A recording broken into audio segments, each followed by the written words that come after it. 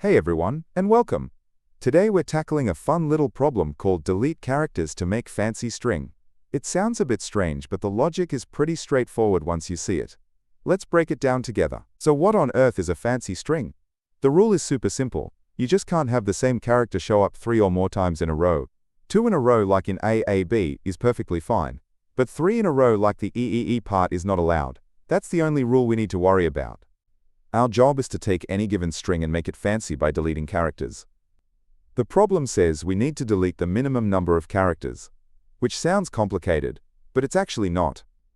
All we have to do is go through the string and only delete a character when we absolutely have to. That is, when keeping it would create a sequence of 3.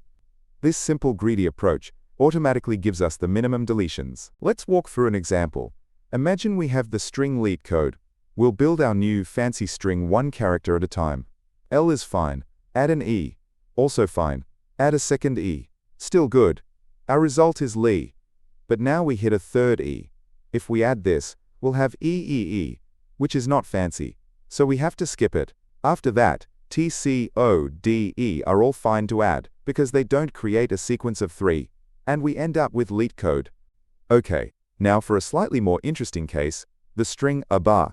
The logic is exactly the same, but we have to pay close attention as we go. We'll build our result from left to right, making a decision for each character. Let's go through the table. We start with an empty result. First A, we keep it. Second A, we keep that too. Now our result is AA. When we see the third A, we check our result. The last 2 characters are both A. If we add this new A, we'd get AAA. Nope, so we skip it. Next is B. The last 2 characters of our result are A and B, so adding a B is fine.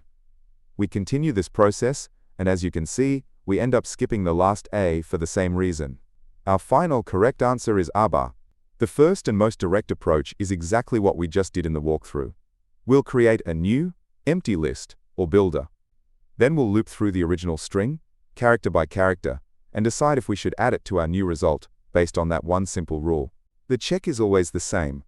Before we add a new character, let's call it C. We just need to look at the last 2 characters we've already added to our result. If our result already has at least 2 characters, and both of them are the same as our new character cfrups, then we have a problem. In that case, we skip cfrups. In every other situation, it's safe to add it. And here's the Python code for that idea. It's really clean. We create a list, which we call ans for answer. We loop through each character C in the input string S.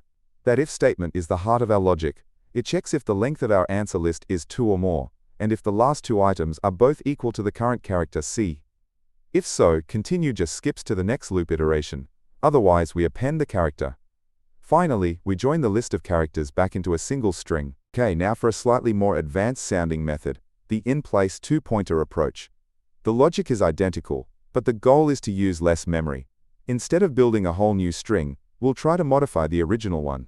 We'll use 2 pointers, or indices. One pointer reads through the original string, and the other one writes the good characters back into the beginning of that same string. So imagine we have the string as a list of characters. The read pointer, by, just marches along from start to finish.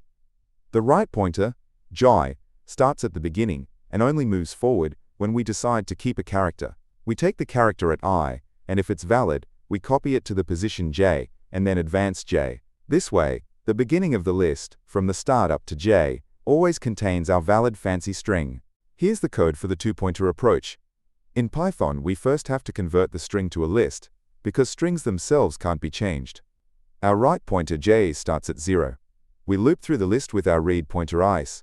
The if condition here is the key, and we'll look at it more closely on the next slide. If the character is okay to keep, we place it at index j and then increment j.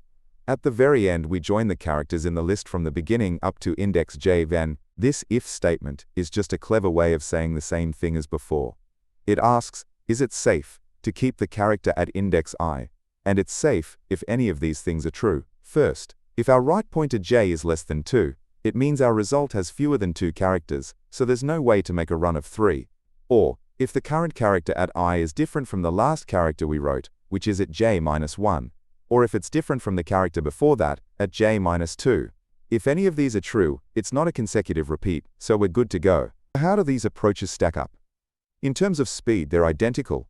Both just require a single pass through the string, which gives us a linear time complexity of big O of n, where n is the length of the string. The difference is in space. The first approach clearly uses big O of n space, because we create a new list for our answer. The two-pointer approach is designed to be more space efficient. In a language where you can modify strings directly, it would use constant or big O of 1, extra space. In Python, since we have to convert the string to a list first, it still ends up using O of n space for that list, but the algorithm itself is more memory conscious. So let's recap. The whole problem boils down to one simple rule. Never let the same character appear 3 times in a row.